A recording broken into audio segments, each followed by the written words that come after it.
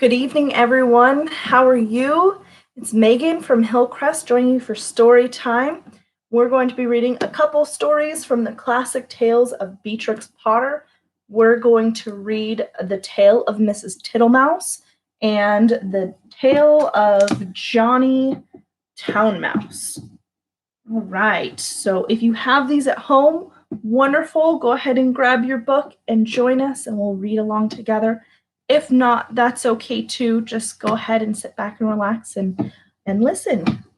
All right, so we'll start with the tale of Mrs. Tittle Mouse.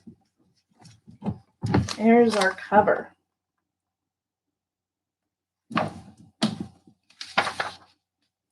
Once upon a time, there was a wood mouse, and her name was Mrs. Tittle Mouse. She lived in a bank under a hedge.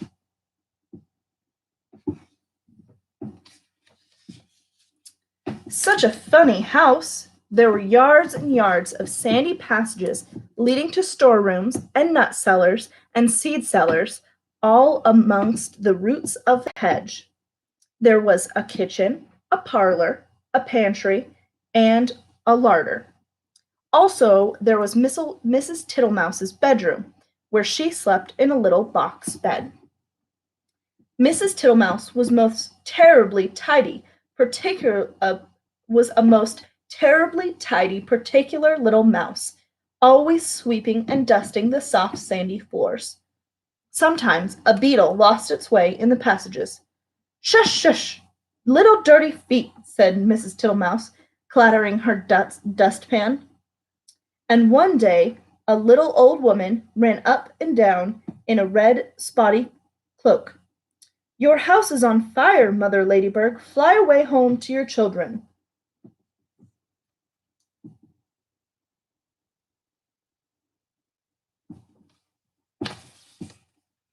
Another day, a big fat spider came in to shelter from the rain. "Beg pardon, is this not Miss Muffet's?" "Go away, bold bad spider, leaving ends of cobwebs all over my nice clean house." She bundled the spider at the window, and he let himself down the hedge with a long, thin bit of string. Mrs. Tittle Mouse went on her way to a distant storeroom to fetch cherry stones and thistledown seed for dinner. All along the passages she sniffed and looked at the floor. "I smell a smell of honey. Is it the cowslips outside in the hedge? I am sure I can see the marks of their dirty little feet."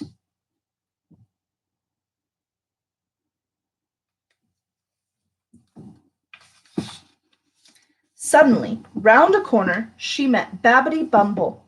"Ziz, bzz, bzz," said the bee. Mrs. Tittle Mouse looked at her severely. She wished that she had a broom. "Good day, Babbity Bumble. I should be glad to buy some beeswax. But what are you doing down here? Why do you always come in at a window and say ziz, bzz, bzz?" said Mrs. Tittle Mouse, beginning to get cross. "Ziz, whiz, whiz," replied Babbity Bumble in a peevish squeak. She sidled down the passage and disappeared into a storeroom which had been used to store acorns.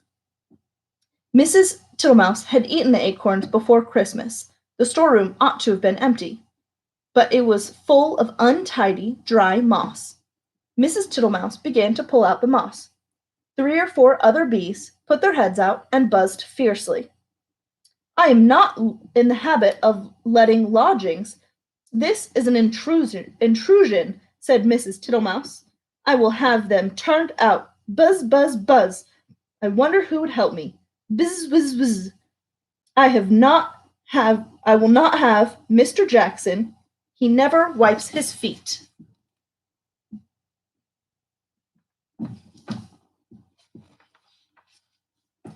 Mrs. Tittle Mouse decided to leave the bees till after dinner.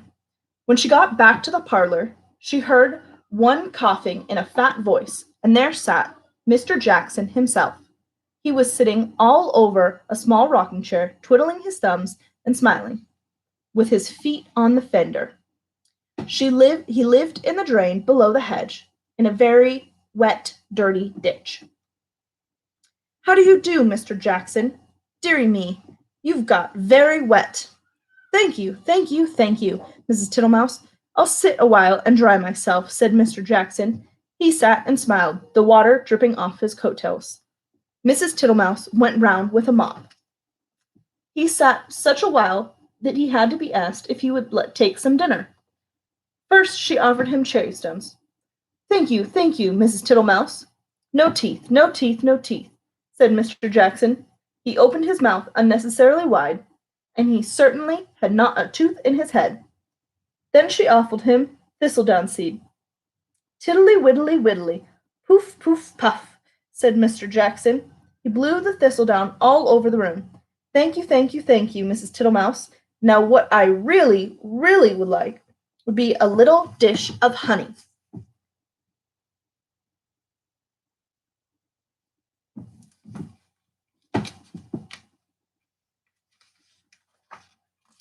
"I am afraid I have not got any, Mr. Jackson," said Mrs. Tittlemouse. "Tiddly widdly widdly, Mrs. Tittlemouse," said the smiling Mr. Jackson. "I can smell it. That is why I came to call." Mr. Jackson rose ponderously from the table and began to look in the cupboards. Mrs. Tittlemouse followed him with a dishcloth to wipe up his large wet footmarks off the parlor floor. When he had convinced himself there was no honey in the cupboards, he began to walk down the passage. Indeed, you will stick fast, Mr. Jackson. Tiddly widdly widdly, Mrs. Tittlemouse." First he squeezed into the pantry. Tiddly widdly widdly. No honey, Mrs. Tittlemouse?" There were 3 creepy crawly people hiding in the plate rack. 2 of them got away, but the littlest one got caught. Then he squeezed into the larder. Miss Butterfly was tasting the sugar, but she flew out of the window. Tiddly widdly widdly, Mrs. Tittlemouse, you seem to have plenty of visitors. And without any invitations, said Mrs. Thomasina Tittlemouse. They went along the sandy passage. Tiddly widdly, buzz whiz whiz. He met Babbity round the corner and snapped her up and put her down again.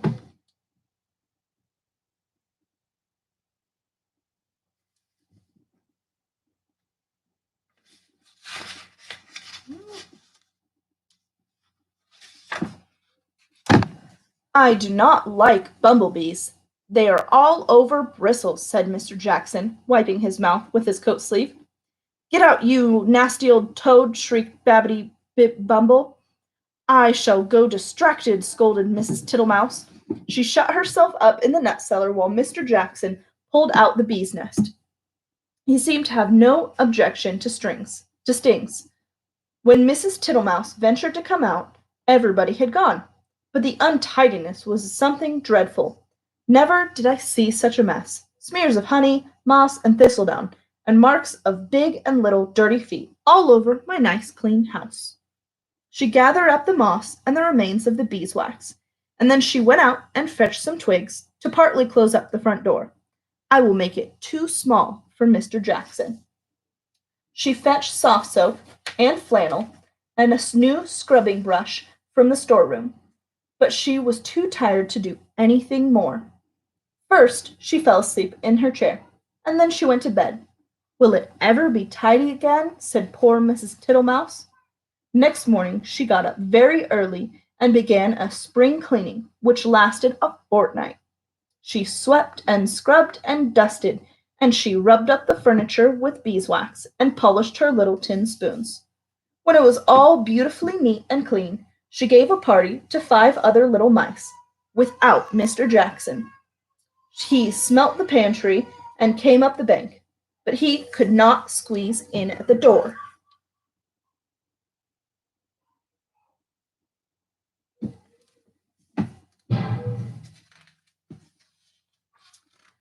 So they handed him an acorn cupfuls of honeydew through the window, and he was not at all offended. He sat outside in the sun and said, Tiddly widdly widdly. Your very good health, Mrs. Tittlemouse. The end. What did you think of Mrs. Tittlemouse? She liked to keep her home nice and neat. All right, let's read the tale of Johnny Town Mouse.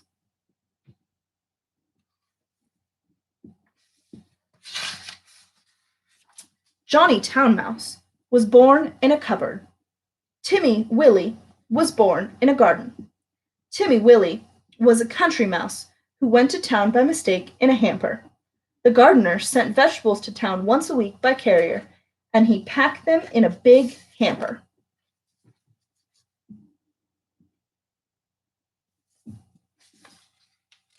The gardener left the hamper by the garden gate so that the carrier could pick it up when he passed. Timmy Willie crept in through a hole in the wickerwork, and after eating some peas, Timmy Willie fell fast asleep. He woke up in a fright while the hamper was being lifted into the carrier's carts. Then there was a jolting and a chattering of horses' feet. Other packages were being thrown in. For miles and miles, jolt, jolt, jolt, and Timmy Willie trembled amongst the jumbled up vegetables. At last the cart stopped at a house, where the hamper was taken out, carried in, and set down. The cook gave the carrier sixpence. The back door banged, and the cart rumbled away. But there was no quiet. There seemed to be hundreds of carts passing. Dogs barked, boys whistled in the streets, the cook laughed, and the parlor maid ran up and down stairs, and a canary sang like a steam engine. Timmy Willie, who lived all of his life in a garden, was almost frightened to death. Presently, the cook opened the hamper and began to unpack the vegetables. Out sprang the terrified Timmy Willie.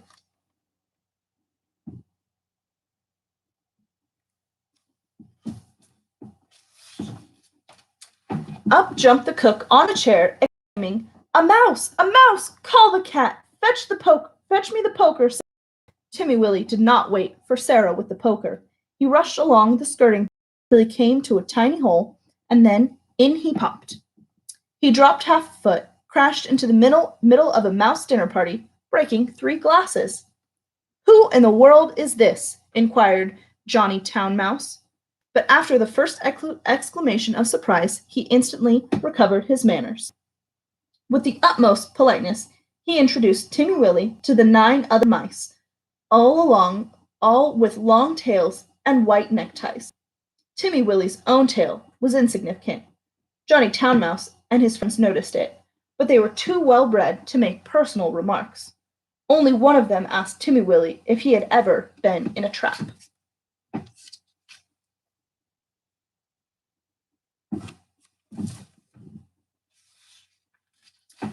The dinner was of 8 courses. Not much of anything, but truly elegant. All the dishes were unknown to Timmy Willie, who had been a little afraid of tasting them. Only he was very hungry and very anxious to behave with company manners. The continual noise upstairs made him so nervous that he dropped a plate. "Never mind, they don't belong to us," said Johnny. "Why don't those youngsters come back with the dessert?" It should be explained that the 2 mice, who were waiting on the others, went skirmishing upstairs to the kitchen between courses. Several times they had tumbled in, squeaking and laughing. Timmy Willie learnt with horror that they were being chased by the cat. His appetite failed. He felt faint. "Try some jelly," said Johnny Town Mouse. "No? Would you rather go to bed? I will show you the most comfortable sofa pillow." The sofa pillow had a hole in it. Johnny Town Mouse quite honestly recommended it as the best bed, kept exclusively for visitors. But the sofa smelt of cat. Timmy Willie preferred to spend a miserable night under the fender.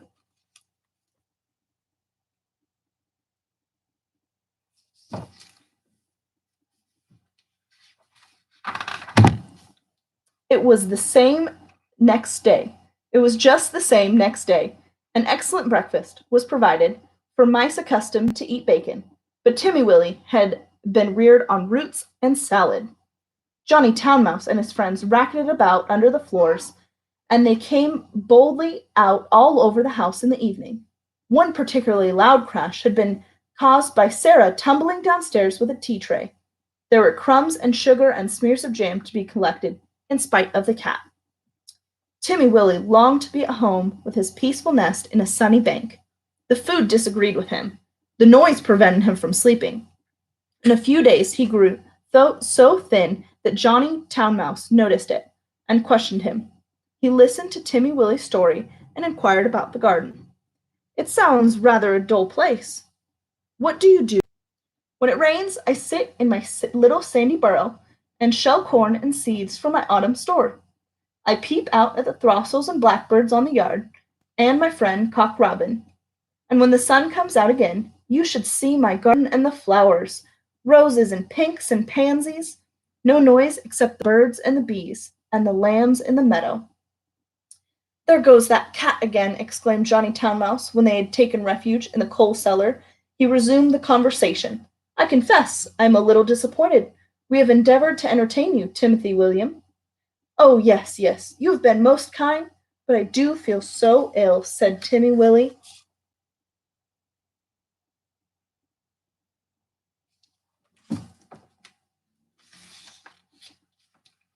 It may be that your teeth and digestion are unaccustomed to our food, and perhaps it might be wiser for you to return in the hamper.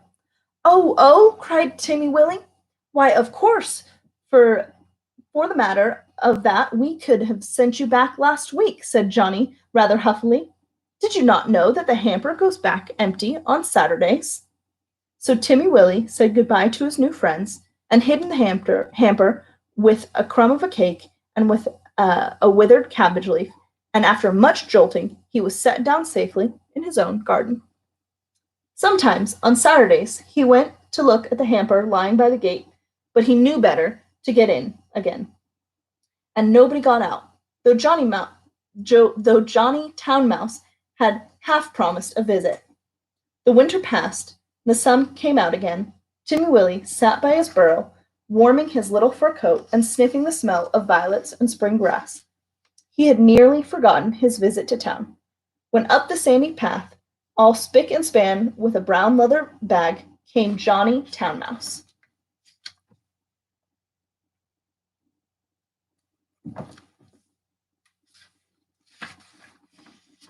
Timmy Willie received him with open arms. You have come at the best time of the year. We will have herb pudding and sit in the sun. It is a little damp, said Johnny Town Mouse, who was carrying his tail under his arm, out of the mud. What is that fearful noise? He started violently. That, said Timmy Willie, that is only a cow. I will beg a little milk. They are quite harmless, unless they happen to lie down upon you. How are all of our friends? Johnny's account was rather middling. He explained why he was paying a visit so early in the season. The family had gone to the seaside for Easter. The cook was doing spring cleaning, on board wages, with particular instructions to clear out the mice. There were 4 kittens, and the cat had killed the canary.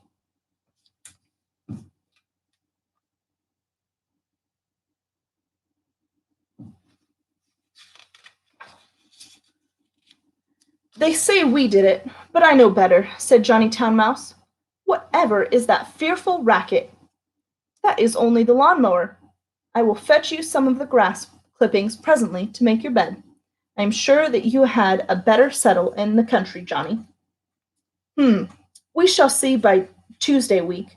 The hamper is stopped while they are at the seaside. I am sure you will never want to live in town again, said Timmy Willie. But he did. He went back in the very next hamper of vegetables. He said it was too quiet. One place suits one person, another place suits another person. For my part, I prefer to live in the country, like Timmy Willie.